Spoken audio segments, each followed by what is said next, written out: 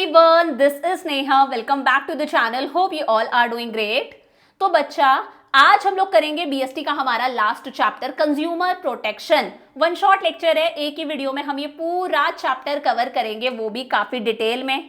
Plus आपको पता है हमारी ये जो इस साल वाली प्लेलिस्ट है, सेशन 24-25 वाली जो प्लेलिस्ट है, ये पूरी प्लेलिस्ट मैंने आपकी एनसीईआरटी से प्रिपेयर करी है।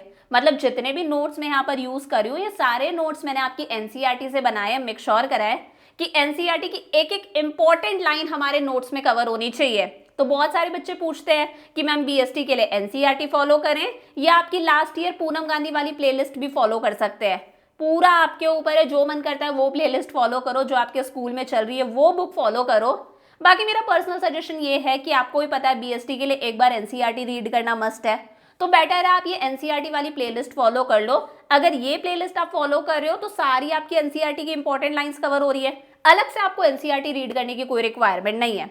दूसरा मैं क्या बोलना चाह रही थी, देखो इस चैप्टर में हो सकता है कुछ चीजें शफल है, कुछ टॉपिक्स आपकी बुक के अंदर पहले गिवन हो, उन्हें मैं लास्ट में कवर करूं, मतलब रेफरेंस बुक्स में पहले गिवन हो, मैं उन्हें लास्ट में कवर करूं। कुछ चीजें ऐसी है जो एनसीईआरटी में पहले गिवन है, आपकी बुक के अंदर हो सकता है बाद में गिवन हो। तो टेंशन मत लेना, पूरा वन शॉट लेक्चर देखो, हम एक एक टॉपिक हमारे सिलेबस के अकॉर्डिंग कवर करेंगे। शुरू कर दें फटाफट से। तो देखो चैप्टर की शुरुआत होती है कंज्यूमर प्रोटेक्शन एक्ट 2019, एक बेसिक इंट्रोडक्शन। अब ये जो बेसिक इंट्रोडक्शन है, ये ना आपका एनसीईआरटी में गिवन है, ना आपका रेफरेंस बुक्स में गिवन है। 4-5 इंपॉर्टेंट लाइंस है जो आपको पता होनी चाहिए, बेसिक बातें हैं। देखो पहले था कंज्यूमर प्रोटेक्शन एक्ट 1986, उसको रिप्लेस करा है हमारे कंज्यूमर प्रोटेक्शन एक्ट 2019 ने, और हमें 2019 ही पढ़ना है, यही हमारे सिलेबस का पार्ट है। तो देखो जब भी कोई एक्ट आता है तो उसके लिए पार्लियामेंट में बिल पास होना जरूरी है। जब भी कोई एक्ट आता है तो उसके लिए पार्लियामेंट में बिल पास होना जरूरी होता है। तो कंज्यूमर प्रोटेक्शन बिल 2019 लोकसभा में प्रेजेंट करा, किसने प्रेजेंट करा? हमारे minister consumer affairs, food and public distribution minister Ramvilas Paswan ji ने। कब की बात है? जुलाई 8, 2019 की बात है। अब तो ये शांत हो गए, 2020 के अंदर इनका देहांत हो गया था। तो कंज्यूमर प्रोटेक्शन बिल 2019 किसने पास करा लोकसभा के अंदर?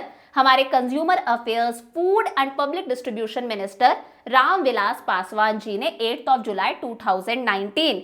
और ये जो हमारा कंज्यूमर प्रोटेक्शन एक्ट 2019 है, ये किसे रिप्लेस करता है? पुराने वाले कंज्यूमर प्रोटेक्शन एक्ट 1986 को। बेसिक बात है बहुत।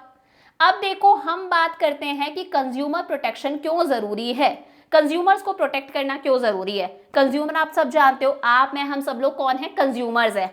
हम मार्केट में जाते हैं, मार्केट से जाकर चीजें परचेज करते हैं, उन चीजों को यूज करते हैं, हम कौन है? कंज्यूमर्स है।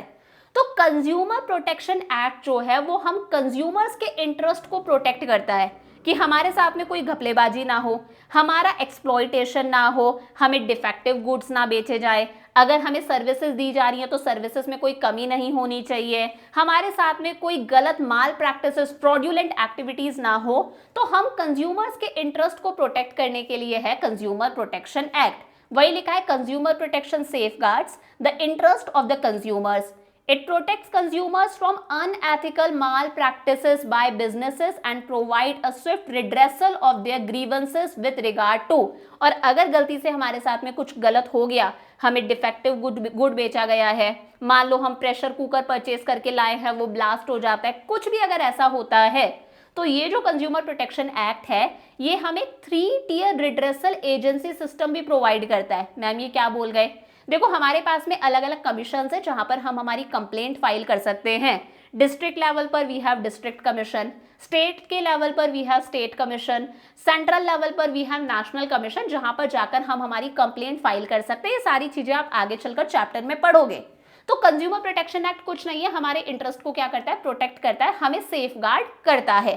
किन किन चीजों से सेफ गार्ड करता है पहले वो देख लो, देन हम इंपॉर्टेंस देखेंगे।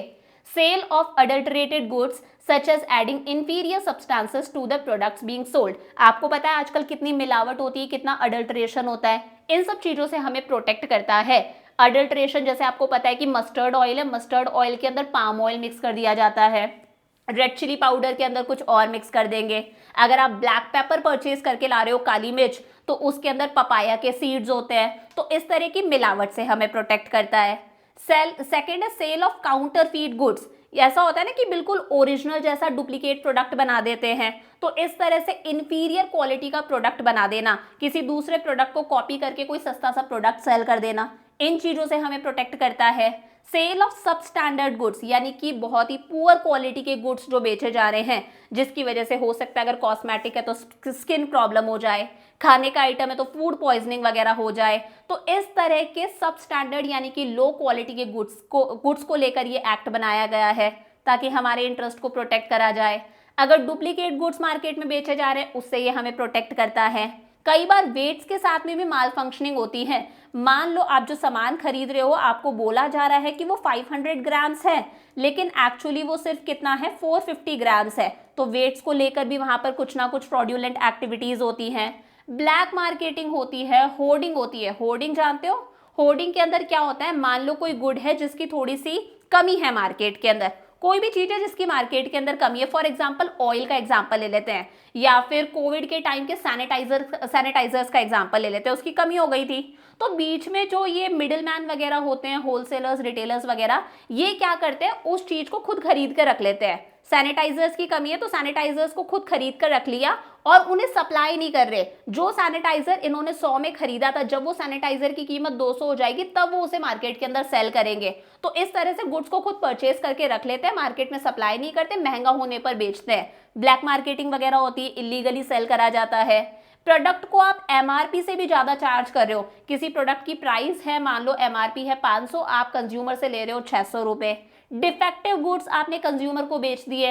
एडवर्टाइजमेंट मिसलीडिंग है, जैसे आप लोगों ने देखा होगा कि कॉम्प्लेन से हाइट बढ़ जाती है। पहले के टाइम पर आते थे बॉर्नवीटा पीने से भाई मतलब तन मन की शक्ति, कुछ ऐसा कि आप बहुत ज्यादा, आपका ब्रेन डेवलप होता है, बूस्ट से एनर्जी आ जाती है। तो इस तरह की फॉल्स एडवर्टाइजमेंट, या फिर आपको इंफीरियर सर्विसेज दी जा रही हैं, सर्विसेज के अंदर कोई कमी है, अच्छी क्वालिटी की सर्विसेज नहीं दी जा रही रेस्टोरेंट्स वगैरह में। तो इन सब चीजों से हमारे जो कंज्यूमर प्रोटेक्शन एक्ट है वो हमें क्या करता है, प्रोटेक्ट करता है, सेफगार्ड करता है। समझ में आई बात? अब ये जो कंज्यूमर प्रोटेक्शन एक्ट है ना बच्चा हमारा, ये कंज्यूमर्स के पॉइंट ऑफ व्यू से तो जरूरी है, हमारे लिए तो बहुत जरूरी है, ये बिजनेसमैन के लिए भी जरूरी होता है। कंज्यूमर प्रोटेक्शन एक्ट हम लोगों के लिए तो जरूरी है ही कि भाई ये एक्ट है तो हमारे इंटरेस्ट को प्रोटेक्ट करा जाएगा, लेकिन ये एक्ट बिजनेसमैन के लिए भी बहुत जरूरी होता है। सबसे पहले देखते हैं importance of consumer protection from consumers point of view. Consumers के लिए क्यों जरूरी है?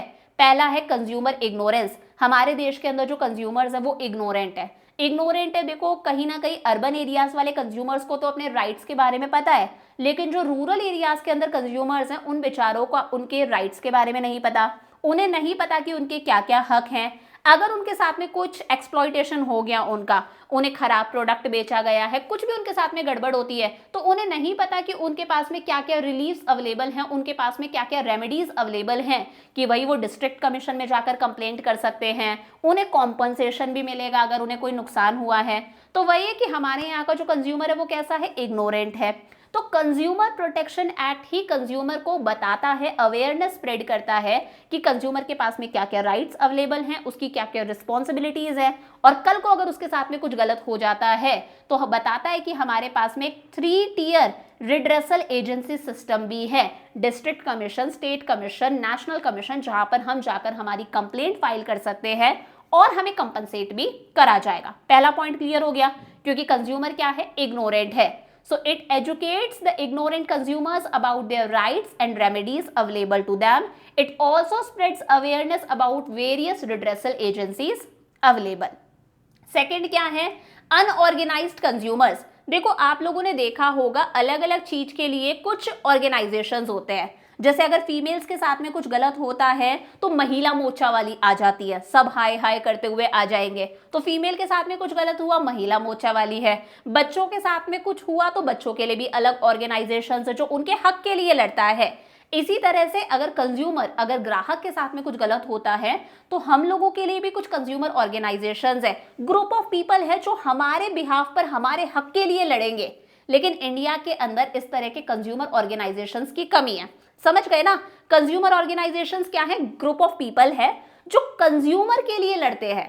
अगर हमारे साथ में कुछ गलत हुआ है एज अ कंज्यूमर, तो वो हमारे बिहाफ पर हमारे लिए लड़ेंगे, हमें वो लीगल हेल्प भी देंगे, हमें वो बताएंगे कि किस तरह से केस फाइल करना है, हमें और एक्टिव करेंगे कि यार तुम्हें एक्शन लेना चाहिए।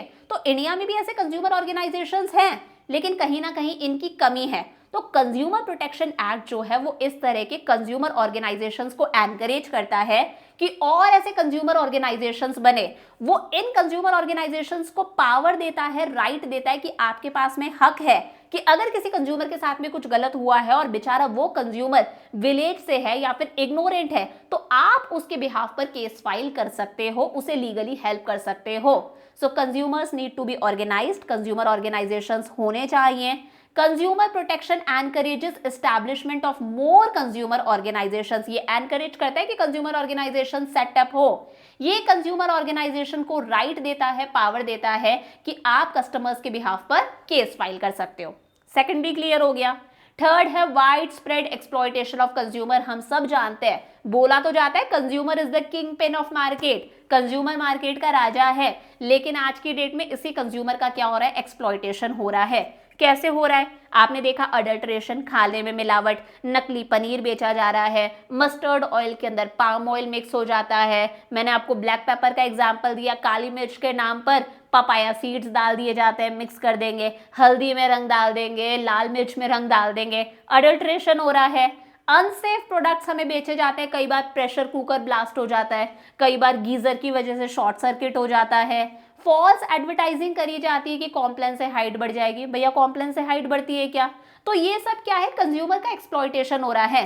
कंज्यूमर प्रोटेक्शन जो है वो कंज्यूमर को प्रोटेक्ट करता है कि उसके साथ में ऐसा एक्सप्लॉयटेशन ना हो, और अगर गलती से हो गया तो हमारे पास में एक 3 टियर रिड्रेसल एजेंसी सिस्टम है जहां पर हम कंप्लेंट फाइल कर सकते हैं, हम हमारे हक के लिए लड़ सकते हैं। समझ में आया? तो ये 3 पॉइंट्स है जो बताते हैं कि कंज्यूमर प्रोटेक्शन क्यों जरूरी है कंज्यूमर्स के पॉइंट ऑफ व्यू से। पहला, कंज्यूमर इग्नोरेंट है। सेकंड है, हमारे यहाँ के कंज्यूमर्स अनऑर्गेनाइज्ड है, यानी कि कंज्यूमर ऑर्गेनाइजेशंस हैं लेकिन उनकी कमी है। और थर्ड है कि बहुत ज्यादा एक्सप्लॉयटेशन हो रहा है कंज्यूमर्स का। तो ये तो कंज्यूमर के पॉइंट ऑफ व्यू से हो गए। अब हम बात करते हैं कंज्यूमर प्रोटेक्शन क्यों जरूरी है बिजनेस के पॉइंट ऑफ व्यू से भी। देखो बिजनेस के लिए भी जरूरी है। कैसे जरूरी है? पहला है long term interest of business. आजकल बिजनेस समझने लग गए हैं कि भाई अगर वो कंज्यूमर्स के इंटरेस्ट को प्रोटेक्ट करेंगे, कंज्यूमर को अच्छी क्वालिटी का प्रोडक्ट बेचेंगे, रीजनेबल प्राइस पर बेचेंगे, अडल्ट्रेशन नहीं करेंगे, फॉल्स एडवर्टाइजमेंट नहीं करेंगे। आपने देखा होगा कॉम्प्लान का वो हाइट वाला एड अब बंद हो गया, फॉल्स एडवर्टाइजमेंट वगैरह नहीं करेंगे, तो ये बिजनेस के लॉन्ग टर्म इंटरेस्ट के लिए अच्छा है। बिजनेस के लिए अच्छा है। ऐसा बिजनेस जो है वो फ्यूचर में और कस्टमर्स ग्रो करेगा। देखो अगर आप कस्टमर के साथ में गपलेबाजी नहीं कर रहे तो वो कस्टमर आपकी दुकान पर बार बार आएगा, आपकी रिपीट सेल्स होंगी, और तो और आपके कस्टमर्स भी बढ़वाएगा। अगर मैं आपको अच्छा पढ़ाऊंगी, सब कुछ बढ़िया दूंगी, तो आप बार बार मेरे चैनल पर आओगे। इनफैक्ट आप अपने दोस्तों को भी बताओगे, प्रोस्पेक्टिव कस्टमर्स को भी बताओगे कि यार ये बढ़िया है, इससे पढ़ लो। तो समझ पा रहे हो ना, रिपीट सेल्स होंगी और कस्टमर्स और ग्रो करेंगे, और अगर कस्टमर्स ग्रो करेंगे तो फ्यूचर में अच्छा है, लॉन्ग रन के लिए अच्छा है, प्रॉफिट्स कमा सकते हैं। और कंज्यूमर प्रोटेक्शन एक्ट भी यही कहता है बिजनेस को कि भाई आप कस्टमर्स को सेटिस्फाइड रखो, उनके इंटरेस्ट को प्रोटेक्ट करो, वो आपके लिए लॉन्ग रन में अच्छा है। So it is in the long term interest of business to satisfy their customers. Satisfied customers lead to repeat sales भी होंगी, और कहीं ना कहीं वो prospective customers को आपके बारे में अच्छा feedback देंगे। Thus business should aim at profit maximization through customer satisfaction. सही है, business के लिए अच्छा है। सेकेंड है बिजनेसमैन यूजेस सोसाइटीज रिसोर्सेज। हमें पता है बिजनेसमैन सोसाइटी के रिसोर्सेज यूज कर रहा है, सोसाइटी में ही वो ऑपरेट करता है, सोसाइटी के अंदर ही तो बिजनेस चलता है। गुड्स बना के बेचता भी सोसाइटी को ही है, सोसाइटी से ही पैसा कमा रहा है, सोसाइटी के अंदर ही वो पॉल्यूशन वगैरह क्रिएट करता है, सोसाइटी के ही रिसोर्सेज को यूज कर रहा है, लैंड को, और भी जितनी भी चीजें हैं, सोसाइटी के लोग ही वहां पर as a labour, as a worker काम कर रहे हैं। तो बिजनेस की कहीं ना कहीं सोसाइटी के टूवर्ड्स भी एक रिस्पॉन्सिबिलिटी बनती है कि वो सोसाइटी को अच्छी क्वालिटी के गुड्स सप्लाई करे, वो सोसाइटी के इंटरेस्ट के बारे में सोचे, अच्छी क्वालिटी के गुड्स सप्लाई करे, रीजनेबल प्राइस पर, कोई घपलेबाजी ना करे। कंज्यूमर प्रोटेक्शन एक्ट भी यही कहता है कि आप सोसाइटी को अच्छी क्वालिटी के गुड्स प्रोवाइड करो, हमेशा सोसाइटी के इंटरेस्ट के बारे में सोचो। थर्ड है सोशल रिस्पॉन्सिबिलिटी। हमें पता है बिजनेस जो है वो गुड्स बना के किसको बेचता है, सोसाइटी को, मतलब वो सोसाइटी से ही पैसा कमा रहा है। अगर सोसाइटी नहीं होगी तो वो पैसा नहीं कमा सकता। तो ऑब्वियस ही बात है, बिजनेस की भी सोसाइटी के टूवर्ड जिम्मेदारी बनती है कि वो सोसाइटी को, वैसा ही पीछे जैसा पॉइंट है, अच्छी क्वालिटी के गुड सप्लाई करे, वो भी काफी ज्यादा रीजनेबल प्राइस पर। तो कंज्यूमर प्रोटेक्शन एक्ट भी यही कहता है बिजनेस को कि आप अपनी सोशल रिस्पॉन्सिबिलिटी को हमेशा पूरा करो।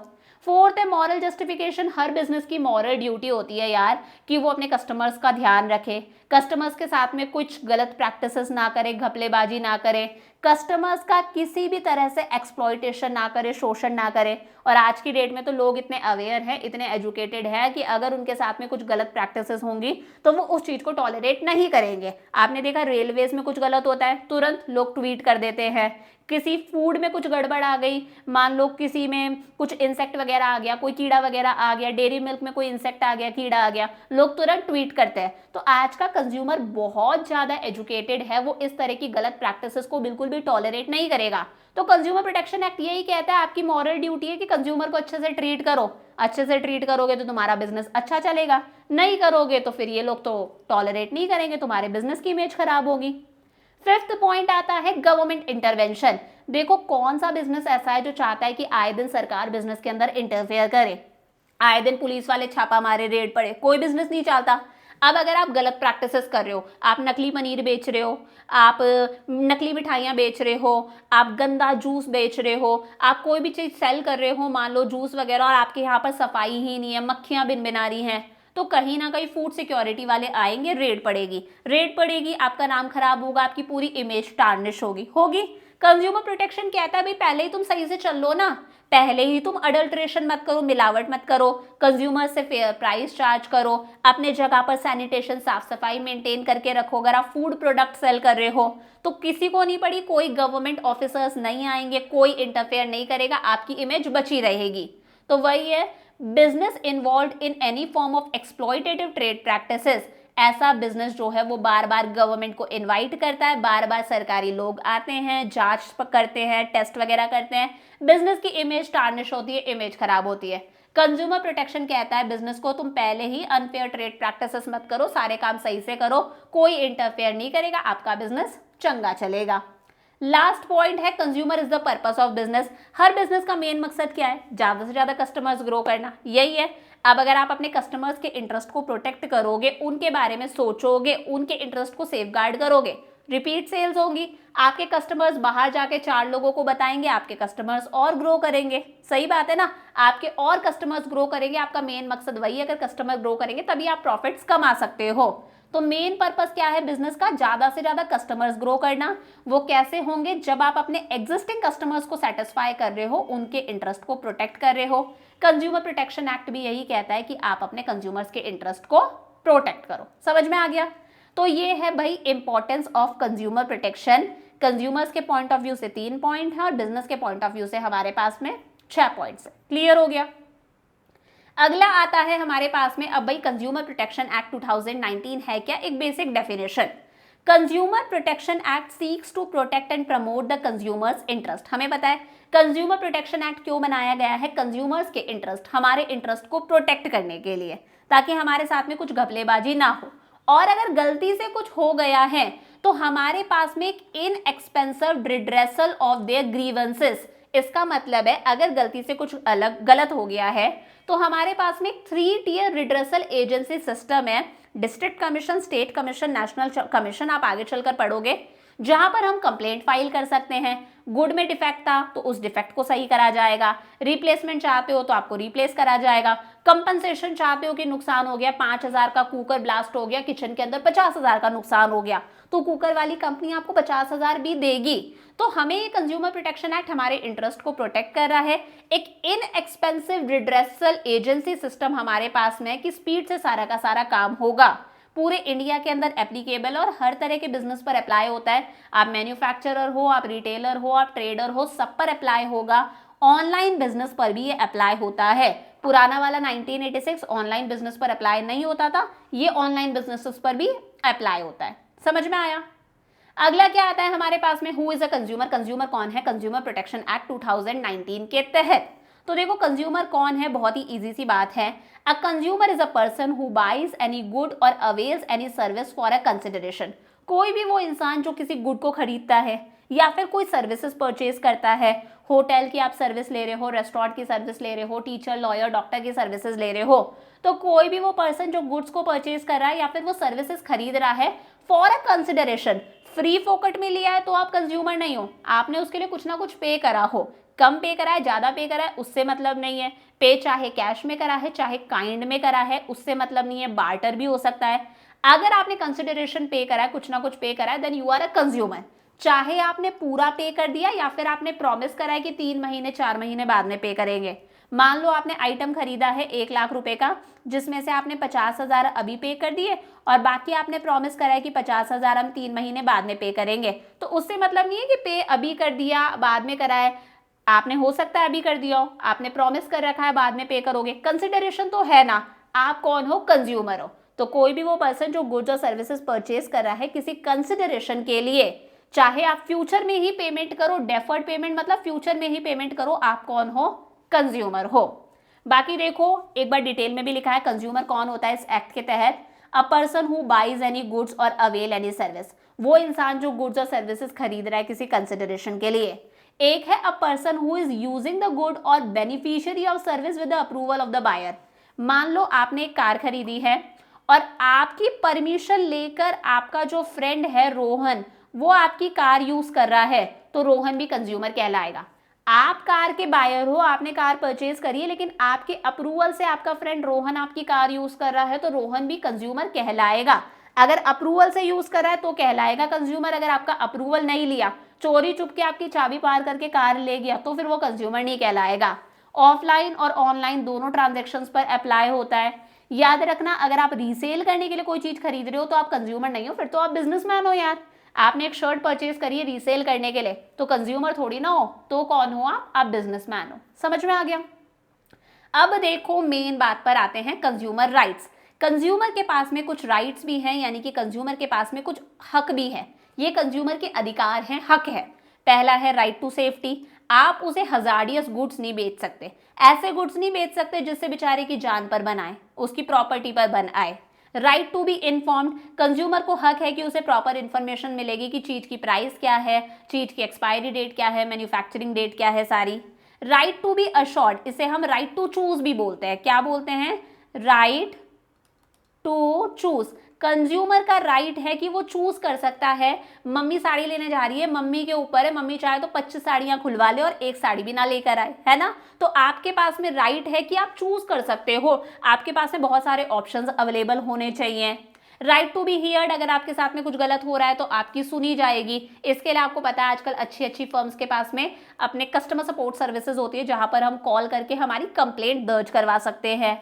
फिर है राइट टू सीक रिड्रेसल, अगर आपके साथ में कुछ गलत हुआ है वाकई में, तो रिड्रेसल यानी कि आपको उस चीज के लिए कंपनसेट करा जाएगा। डिफेक्टिव गुड बेचा गया है तो उस डिफेक्ट को दूर करा जाएगा। सही गुड नहीं आया, आप रिप्लेसमेंट चाहते हो तो रिप्लेस करा जाएगा, रिफंड करा जाएगा। 5,000 के कुकर से 50,000 की किचन का नुकसान हो गया तो कुकर वाली कंपनी आपको कंपनसेट भी करेगी, जितना भी आप मांगोगे, 60,000 70,000। और लास्ट है right to consumer education, consumer का राइट है कि वो नॉलेज मिले उसे थ्रू आउट द लाइफ, वो अवेयर रहे, उसे पता होना चाहिए उसके क्या राइट्स है, क्या उसकी रिस्पॉन्सिबिलिटीज है। And this is the reason कि मैं आपको ये चैप्टर पढ़ा रही हूँ। हमारे सीबीएसई ने हमारे करिकुलम के अंदर ये चैप्टर इंक्लूड करा है, क्योंकि आप लोगों के पास में राइट टू कंज्यूमर एजुकेशन है। समझ में आई बात? तो देखो पहला है राइट टू सेफ्टी, कि भाई जो भी मार्केटर है वो कोई हजार्डियस गुड्स नहीं बेच सकता जिससे इंसान की लाइफ पर बनाए, उसकी हेल्थ को कोई नुकसान हो जाए, प्रॉपर्टी को कोई नुकसान हो जाए। The consumer has right to be protected against goods and services which are hazardous to life, health and property. ऐसे गुड्स ना बेचे जाए। फॉर एग्जाम्पल इलेक्ट्रिक अप्लायंसेज हो गए, ऐसे इलेक्ट्रिक अप्लायंसेज जिसमें बहुत ही लो क्वालिटी का प्रोडक्ट यूज करा गया है अंदर की तरफ, उसकी वजह से कहीं ना कहीं सीरियस इंजरी हो सकती है। जैसे प्रेशर कुकर का मैंने एग्जांपल दिया, इस तरह से ब्लास्ट हो सकता है। गीजर की वजह से, अगर गीजर अच्छी क्वालिटी का नहीं है तो शॉर्ट सर्किट वगैरह हो सकता है।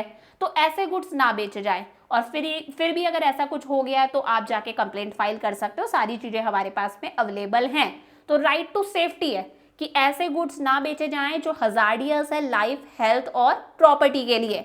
और उसके लिए हमारी जिम्मेदारी है, स्पेशली इलेक्ट्रिकल अप्लायंसेस पर हम ISI मार्क देखकर उन चीजों को खरीदें।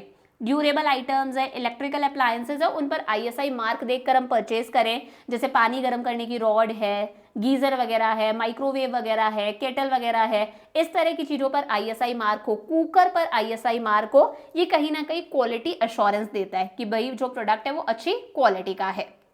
सेकेंड है right to be inform. Consumer का राइट है कि उसके पास में प्रोडक्ट से रिलेटेड कंप्लीट इन्फॉर्मेशन होनी चाहिए उस प्रोडक्ट को खरीदने से पहले। अब कंप्लीट इन्फॉर्मेशन में क्या आता है कि खाने की चीज है तो उसके अंदर क्या क्या इंग्रेडिएंट्स है, क्योंकि हो सकता है ना उस इंसान को किसी चीज से एलर्जी हो। बहुत सारे लोग होते हैं जिनको पीनट से, काजू किशमिश, ड्राई फ्रूट से एलर्जी होती है, तो इंग्रेडिएंट्स वहां पर क्लियरली मेंशन हो, डेट ऑफ मैन्युफैक्चरिंग क्या है, एक्सपायरी डेट क्या है, उस चीज की प्राइस क्या है, उसके अंदर कितनी क्वांटिटी है, लिखा हुआ होता है ना 500 ग्राम्स, 1 kg। अगर कोई इलेक्ट्रिकल अप्लायंस है, इस तरह की चीज को किस तरह से यूज करना है, डायरेक्शन फॉर यूज, सेफ्टी वगैरह से रिलेटेड सारी चीजें मेंशन होनी चाहिए। अब दुकानदार तो हर कस्टमर को ये सारी चीजें नहीं बता सकता, इसलिए जरूरी है जो मैन्युफैक्चरर है वो लेबल के ऊपर ही सारी चीजें मेंशन कर देता है। जैसे यहाँ पर लेबल पर सारी चीजें लिखी हुई है कि इसके इंग्रेडिएंट्स क्या क्या है, कहीं ना कहीं यहाँ पर प्राइस भी लिखी हुई होगी, लिखा है ना 100% कोकोआ वगैरह, price, expiry date, manufacturing date, सारी चीजें उस पर मेंशन होनी चाहिए, तो इन्फॉर्मेशन होनी चाहिए। थर्ड है राइट टू बी अश्योर्ड या फिर राइट टू चूज भी बोल सकते हो। कंज्यूमर के पास में फ्रीडम है कि वो आराम से चूज कर सके अपना प्रोडक्ट कि उसे कौन सा प्रोडक्ट परचेज करना है, to access variety of products at a competitive price. Mummy sari लाने जाती है तो होता है ना 15-20 साड़ियां खुलवा लेगी, तब जाके एक साड़ी पसंद आएगी तो आएगी, वो भी ना आए तो ना आए। तो वही है, हमारे पास में राइट टू चूज है कि सामने वाले के पास में अलग अलग क्वालिटी के प्रोडक्ट्स होने चाहिए, अलग अलग ब्रांड्स के होने चाहिए, अलग अलग शेप, साइज, डिजाइन में अवेलेबल होने चाहिए ताकि हम उनसे परचेज कर सके। This implies that the marketer should offer a wide variety of product. Marketer हमें wide variety of products offer करे, अलग अलग क्वालिटी के, अलग अलग ब्रांड के, अलग अलग प्राइस, अलग अलग साइज के अंदर, ताकि कंज्यूमर जो है वो बेस्ट चॉइस कर सके। समझ पाया? साड़ी लाने जाते हो तो होता है ना 500 से लेकर 50,000 तक की साड़ियां मिलेंगी एक ही दुकान पर। वही है right to choose, right to be assured. हमें अश्योरेंस मिलनी चाहिए कि यहाँ पर हमारा सामान मिल जाएगा जैसा हमें चाहिए।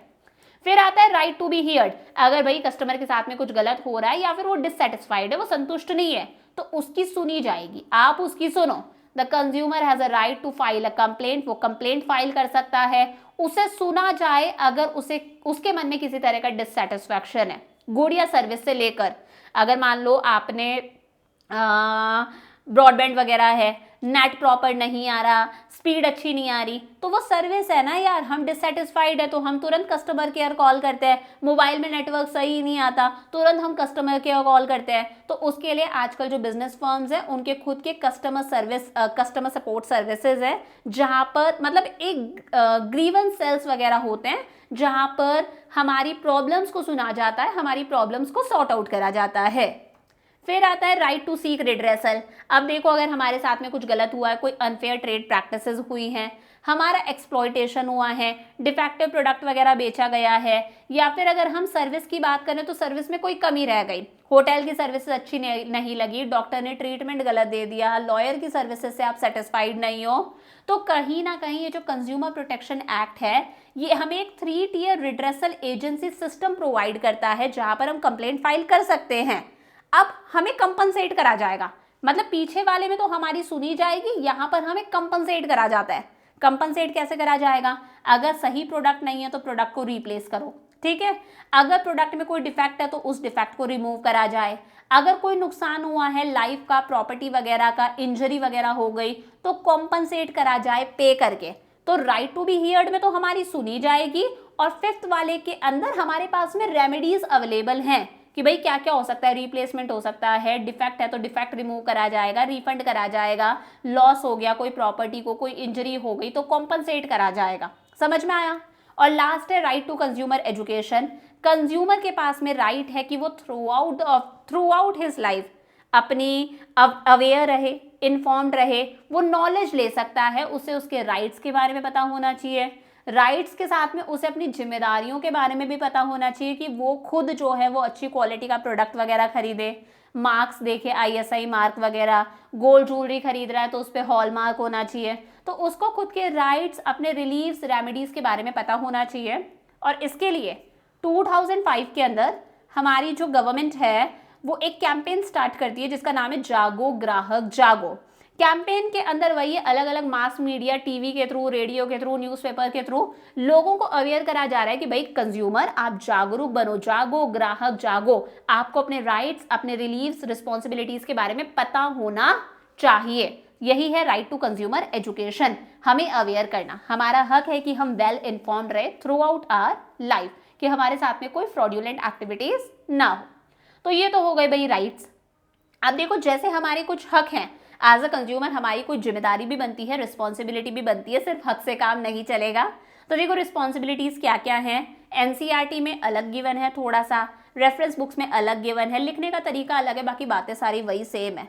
B aware about various goods and services available in the market. As a consumer हमें पता होना चाहिए मार्केट में कौन कौन से गुड्स और सर्विसेज अवेलेबल हैं। जैसे मैंने आपको 1-2 दिन पहले लास्ट क्लास में भी एग्जांपल दिया था, हम मिक्सर ग्राइंडर परचेज करने गए थे, तो ऐसे ही जाकर किसी भी स्टोर से मिक्सर ग्राइंडर थोड़ी ना खरीद लाए, पहले ऑनलाइन चेक करा कि कौन से ब्रांड का मिक्सर ग्राइंडर सबसे अच्छा है, बॉश का सबसे अच्छा है, सुजाता का सबसे अच्छा है, प्रीति का अच्छा है, बटरफ्लाई का अच्छा है, सबको देखा, फिर सबकी प्राइजेस को कंपेयर करा, ऑनलाइन सारा काम कर लिया, सब पता था कि भाई कौन सा मिक्सर ग्राइंडर कितने रुपए का मिल रहा है, किसके क्या क्या फीचर्स हैं। फिर ऑफलाइन हम लोगों ने 5 दुकानों पर देखा, हमें मन ही मन पता था ऑनलाइन कितने का मिल रहा है, 5 दुकानों पर देखा, उस दुकान से परचेज करा जहां पर वो सबसे सस्ता मिल रहा है, वारंटी वगैरह सब देखी। तो हमें अवेयर होना पड़ेगा कि मार्केट में कौन कौन से गुड्स और सर्विसेज अवेलेबल है, कितनी प्राइजेस पर। बाय ओनली स्टैंडर्डाइज्ड गुड्स, हम खुद अच्छी क्वालिटी के गुड्स ही खरीदे, सस्ते के चक्कर में ना पड़े। जब हम गुड्स परचेज कर रहे हैं तो उस पर क्वालिटी मार्क्स देखकर हम खरीदे। गोल्ड आप खरीद रहे हो, हॉलमार्क होना चाहिए। ड्यूरेबल या फिर इलेक्ट्रिकल अप्लायंसेस खरीद रहे हो, गीजर वगैरह, उस पर ISI मार्क होना चाहिए। अगर आप वूल परचेज कर रहे हो, ऊन, तो उस पर वूल मार्क होना चाहिए। खाने की चीज़ों पर ये जो प्रोसेस्ड फूड्स है, जैम्स हो गए, अचार वगैरह हो गए, शरबत वगैरह हो गए, इस पर FPO होना चाहिए। तो इस तरह के मार्क्स देखकर हम प्रोडक्ट परचेज करें। प्रोडक्ट से रिलेटेड रिस्क का हमें पता होना चाहिए, उस पर मैन्युफैक्चरर के इंस्ट्रक्शंस होते हैं ना कि पर्टिकुलर चीज़ को कैसे यूज़ करना है, वैसे ही हम यूज़ करें। बाकी रिस्क भी होते हैं कि बच्चों की चीज़ों पर क्लियरली लिखा हुआ होता है कि ये जो टॉय है वो 3 साल से बच्चों की कम के 3 साल से कम बच्चों 3 साल की उम्र से कम वाले बच्चों को ना दो, क्योंकि चोकिंग का केस होता है कि बच्चा उसे निगल सकता है, गले में वो अटक सकता है।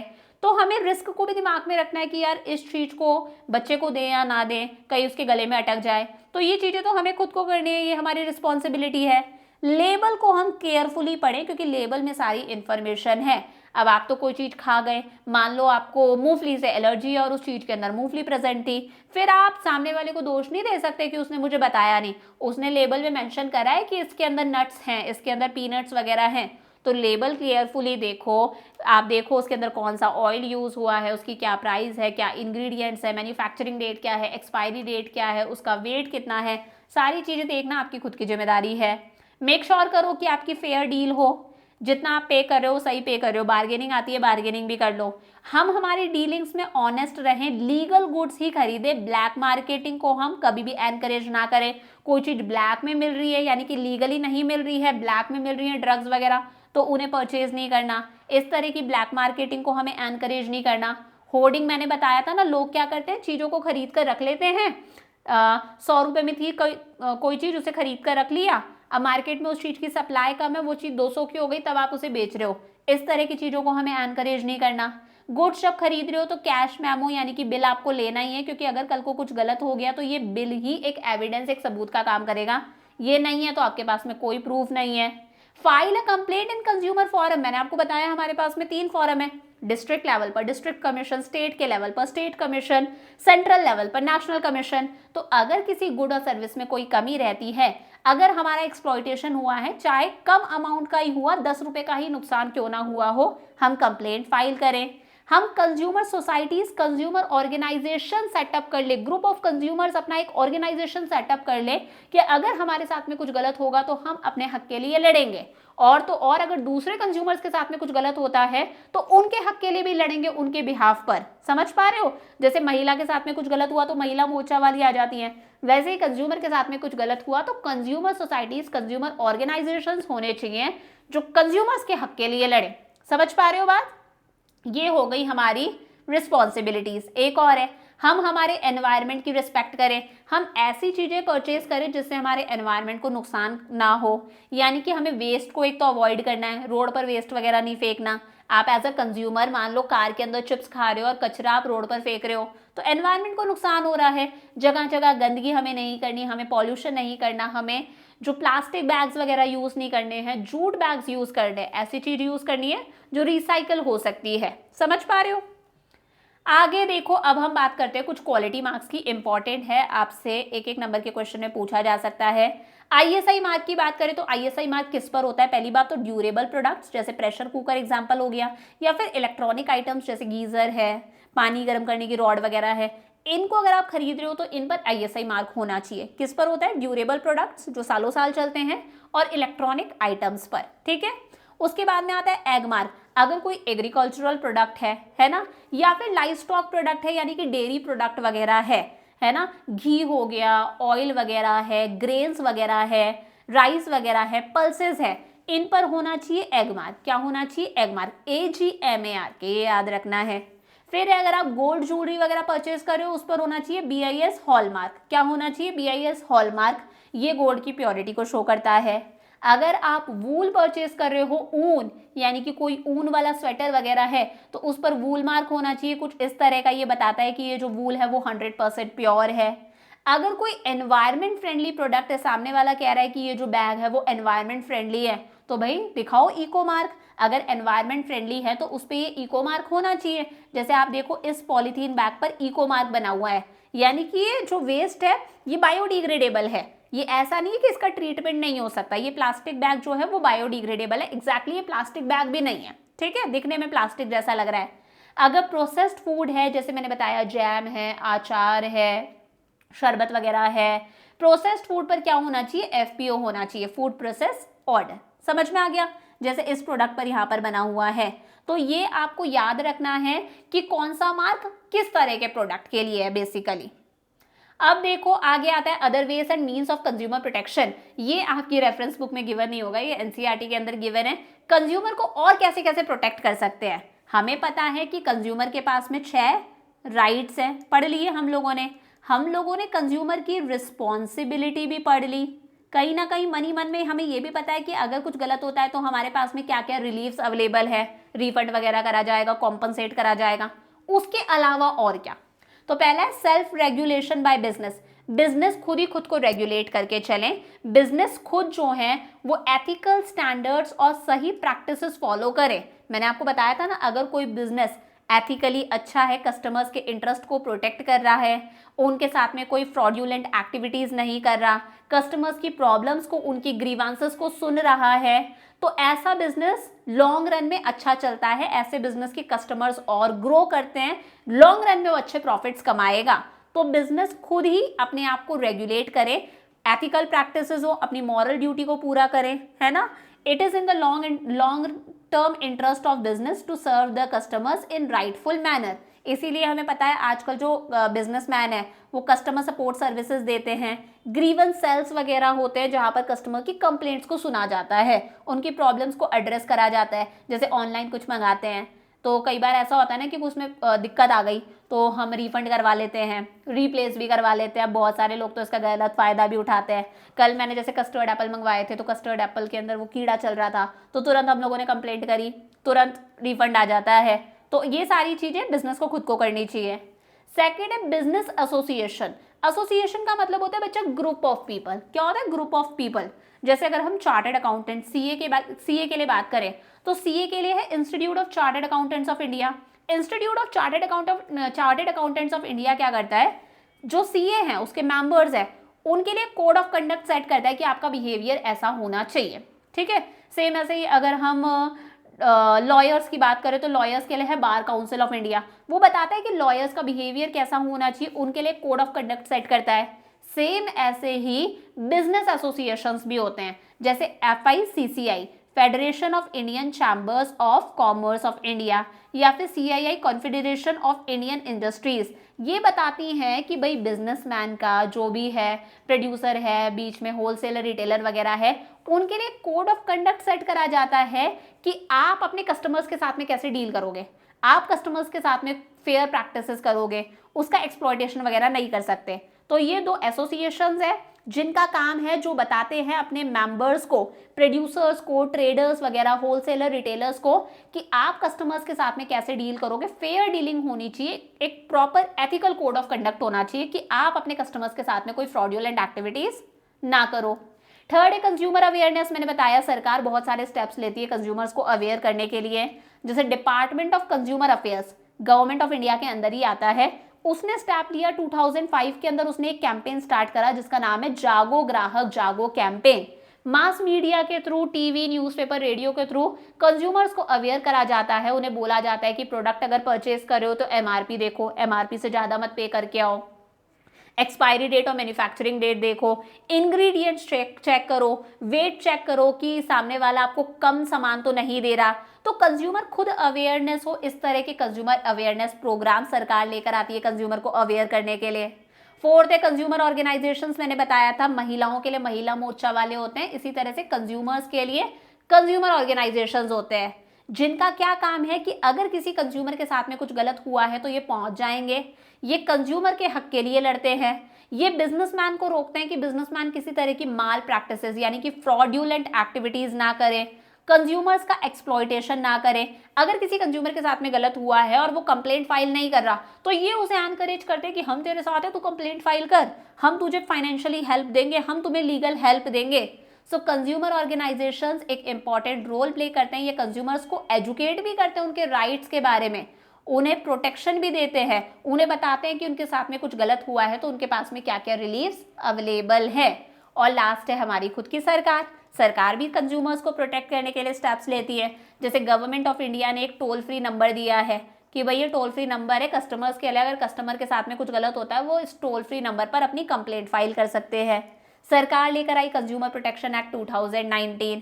उसके अलावा मैंने बताया हमारी सरकार ये जो एक्ट कंज्यूमर प्रोटेक्शन एक्ट 2019 है, ये हमें 3 टियर एजेंसी सिस्टम देता है। डिस्ट्रिक्ट लेवल पर डिस्ट्रिक्ट कमीशन, स्टेट लेवल पर स्टेट कमीशन, सेंट्रल लेवल पर नेशनल कमीशन, जहां पर कस्टमर के ग्रीवेंसेस का रिड्रेसल होता है। कुछ गलत हुआ है तो हमें कंपनसेट करा जाएगा, हमारी सुनी जाएगी। समझ में आ गया? तो ये टॉपिक आपकी रेफरेंस बुक्स के अंदर गिवन नहीं है लेकिन एनसीईआरटी में गिवन है, तो प्लीज एक बार इसकी रीडिंग जरूर लगाना। आगे देखो, अब हम हमारे इस रिड्रेसल एजेंसी के बारे में पढ़ते हैं। हमें पता है हमारा कंज्यूमर प्रोटेक्शन एक्ट हमें एक 3 टियर सिस्टम दे रहा है, रिड्रेसल एजेंसी सिस्टम। आप समझ लो 3 टियर एक मशीनरी प्रोवाइड कर रहा है।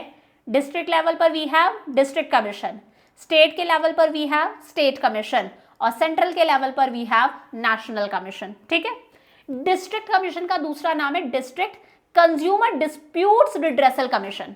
इसी तरह से स्टेट कमीशन का नाम है state consumer disputes redressal commission और नेशनल कमीशन का नाम है national consumer disputes redressal commission. अब देखो, डिस्ट्रिक्ट कमीशन किसने सेटअप करा? स्टेट गवर्नमेंट ने। स्टेट कमीशन भी किसने सेटअप करा? स्टेट गवर्नमेंट ने। लेकिन नेशनल कमीशन किसने सेटअप करा है? सेंट्रल गवर्नमेंट ने। ये तो याद रहेगा, नेशनल कमीशन सेटअप करा हमारी सेंट्रल गवर्नमेंट ने और स्टेट और डिस्ट्रिक्ट कमीशन सेटअप करा हमारी स्टेट गवर्नमेंट ने। Easy PG. हमें जो मेन पढ़ना है वो इन तीनों में डिफरेंस पढ़ना है। मैं हाइड हो जाती हूं, ठीक है। हमें इन तीनों के अंदर डिफरेंस पढ़ना है, बहुत इंपॉर्टेंट है। तो आपकी बुक में पैराग्राफ में गिवन होगा, हम टेबल की फॉर्म में पढ़ लेते हैं। सबसे पहले कॉम्पोजिशन की बात करते हैं कि भाई कैसे फॉर्म हो रहा है। डिस्ट्रिक्ट कमीशन का कॉम्पोजिशन क्या है कि इसमें एक तो प्रेसिडेंट होता है और साथ में 2 मेंबर्स होते हैं। एक प्रेसिडेंट, साथ में 2 मेंबर्स, और 2 मेंबर्स में से एक का फीमेल होना जरूरी है। समझ में आ गया? स्टेट कमीशन की बात करें तो एक प्रेसिडेंट और साथ में 4 मेंबर्स, 4 मेंबर्स के अंदर से एक का फीमेल होना जरूरी है।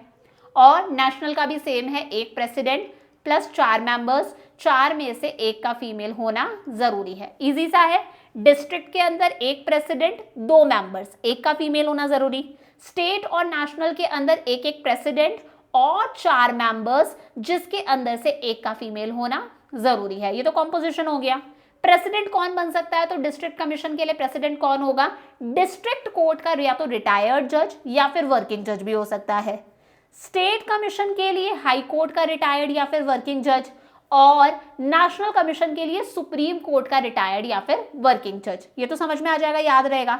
प्रेसिडेंट अपॉइंट कैसे होता है, तो अगर हम डिस्ट्रिक्ट कमीशन के प्रेसिडेंट की बात करें तो उसे स्टेट गवर्नमेंट अपॉइंट करती है और साथ में एक सिलेक्शन कमेटी है, उसके रिकमेंडेशन यानी कि उसके सजेशंस भी लिए जाते हैं। ये रट्टा मारने वाली बात है। स्टेट कमीशन के प्रेसिडेंट को कौन अपॉइंट करती है, स्टेट गवर्नमेंट ही। साथ में हाई कोर्ट के जज, chief justice of the high court के यहाँ पर कंसल्ट करा जाता है, उनके सजेशंस लिए जाते हैं। सेम ऐसे ही नेशनल कमीशन को अपॉइंट करने का काम है सेंट्रल गवर्नमेंट का, ठीक है, सेंट्रल गवर्नमेंट का काम है। और यहां पर किससे कंसल्ट करा जाता है, सुप्रीम कोर्ट के जज से, चीफ जस्टिस ऑफ इंडिया से कंसल्ट करा जाएगा। रट्टा मारने वाली बात है। जुरिस्डिक्शन बहुत इंपॉर्टेंट है। अगर आपने जो गुड्स परचेज करे थे, है ना, आप कंप्लेंट फाइल कर रहे हो, आपके साथ में कुछ नुकसान हुआ है, डिफेक्टिव गुड वगैरह था, तो अगर आपके गुड्स और सर्विसेज की कीमत 1 करोड़ तक की थी तो आप कहां पर जाओगे, डिस्ट्रिक्ट कमीशन के अंदर। अगर आपके गुड्स और सर्विसेज की कंप्लेंट वैल्यू जो है वो 1 करोड़ तक की है तो आप कहां जाओगे, डिस्ट्रिक्ट कमीशन में। अगर गुड्स और सर्विसेज की वैल्यू 1 करोड़ से ज्यादा है लेकिन 10 करोड़ तक की है, then you will go to directly state commission. और अगर गुड्स और सर्विसेज की कीमत 10 करोड़ से भी ज्यादा है, then you will directly go to national commission. Got my point. और लास्ट है अपील अगेंस्ट ऑर्डर्स। अगर आप डिस्ट्रिक्ट कमीशन के ऑर्डर से सेटिस्फाइड नहीं हो, दोनों पार्टीज, जो कंप्लेंट कर रहा है और एक है सामने वाला सेलर, मार्केटर वगैरह, प्रोड्यूसर, जिसके अगेंस्ट कंप्लेंट करी जा रही है, दोनों में से कोई भी पार्टी अगर डिस्ट्रिक्ट कमीशन के ऑर्डर से सेटिस्फाइड नहीं है तो आप नेक्स्ट 45 डेज के अंदर अंदर स्टेट कमीशन जा सकते हो। समझ में आ गया। जो कंप्लेंट करने वाला है और जिसके अगेंस्ट कंप्लेंट करी गई है, अगर दोनों में से कोई भी पार्टी डिस्ट्रिक्ट कमीशन के ऑर्डर से सेटिस्फाइड नहीं है, then within 45 days you can go to state commission. अब स्टेट कमीशन के अंदर जो केसेस आ रहे हैं या फिर डिस्ट्रिक्ट वाला जो स्टेट कमीशन में आ गया, अगर आप स्टेट कमीशन के ऑर्डर से भी सेटिस्फाइड नहीं हो, then within 30 days you can go to national commission. और अगर आप नेशनल कमीशन के भी ऑर्डर से सेटिस्फाइड नहीं हो, then within 30 days you can go to supreme court. अब यहां पर एक बात है, डिस्ट्रिक्ट कमीशन के ऑर्डर से आप सेटिस्फाइड नहीं हुए, आप स्टेट कमीशन जा सकते हो। स्टेट के से भी सेटिस्फाइड नहीं हुए तो आप नेशनल कमीशन जा सकते हो, लेकिन नेशनल के बाद में आप सुप्रीम कोर्ट नहीं जा सकते।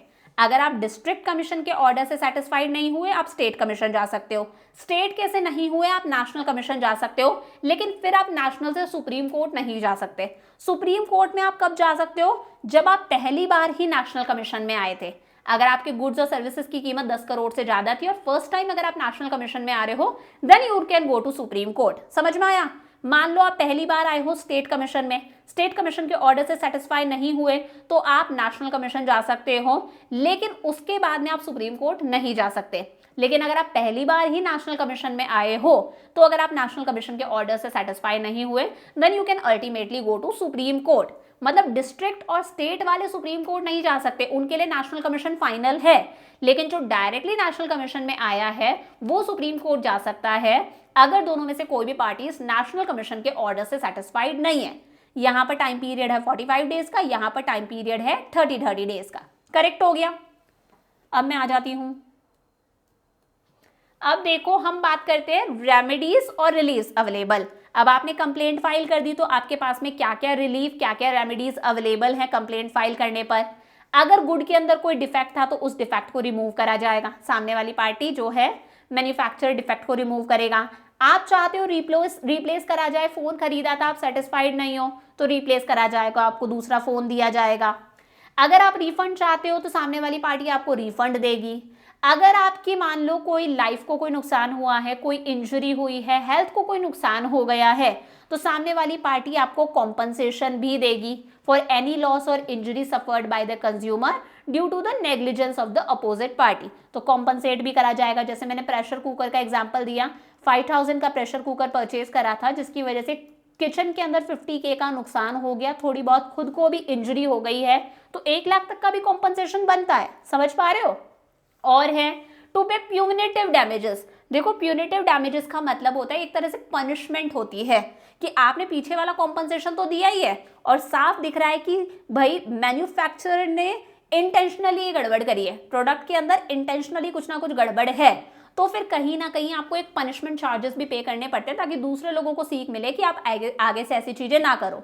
दैट इज प्यूनिटिव डैमेजेस, कि कॉम्पनसेशन के साथ में एक्स्ट्रा कॉम्पनसेशन। अगर आप कोई अनफेयर ट्रेड प्रैक्टिसेस कर रहे हो, कोई फ्रॉड्यूलेंट एक्टिविटीज कर रहे हो, एमआरपी से ज्यादा वगैरह चार्ज कर रहे हो, कुछ ना कुछ कर रहे हो, तो इस तरह की एक्टिविटीज को डिसकंटिन्यू करा जाए। आप आगे से हजार्डियस गुड्स नहीं बेच पाओगे। अगर हजार्डियस गुड्स हैं तो उन्हें विड्रॉ कर लिया जाए। सेल कर रखे हैं, पूरे गुड्स को विड्रॉ कर लो, अब आप नहीं बेच सकते। आपके जो मैन्युफैक्चर्ड गुड्स है, जो हजार्डियस गुड्स है, उन्हें सरकार सीज भी कर सकती है। ठीक है, हमारे कोर्ट्स उन्हें सीज भी कर सकते हैं, यानी कि खुद जब्त कर सकते हैं। आप आगे चलकर उन्हें नहीं बेच सकते। अगर वही है कोई इंजरी हुई है, लॉस ऑफ लाइफ वगैरह हुआ है, तो फिर वो प्रॉपर वे में कॉम्पनसेट करा जाता है। लास्ट टॉपिक आता है role of consumer organisations and NGO. Consumer organisation मैंने बता ही दिया था, ग्रुप ऑफ कंज्यूमर्स है जो कंज्यूमर्स के ही हक के लिए लड़ते हैं। एनजीओ जानती हो, नॉन गवर्नमेंट ऑर्गेनाइजेशंस। तो बहुत सारे कंज्यूमर ऑर्गेनाइजेशंस हैं, एनजीओस हैं जो सेटअप हुए हैं कंज्यूमर्स के इंटरेस्ट को प्रोटेक्ट करने के लिए। कंज्यूमर्स के इंटरेस्ट को प्रोटेक्ट करें कि कंज्यूमर के साथ में कुछ गलत ना हो। अगर होता है तो ये कंज्यूमर के हक के लिए लड़ते हैं। जैसे बहुत सारे कंज्यूमर ऑर्गेनाइजेशंस हैं, कुछ फेमस हैं, consumer guidance society of India Mumbai में, citizen action group, common cause है। एक कट्स याद रखना, consumer unity and trust society, CERC याद रखना, consumer education and research centre. ये दो याद रखना फुल फॉर्म के साथ में। तो ऐसे बहुत सारे कंज्यूमर ऑर्गेनाइजेशंस हैं जो कंज्यूमर्स के इंटरेस्ट को प्रोटेक्ट करते हैं। इनके फंक्शंस इंपॉर्टेंट है।